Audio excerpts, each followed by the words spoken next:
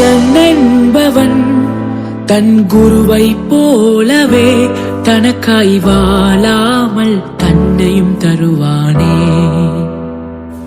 தனக்காய் வாழாமல் தன்னையும் தருவானே. அவருக்காகவே அனைத்தையும்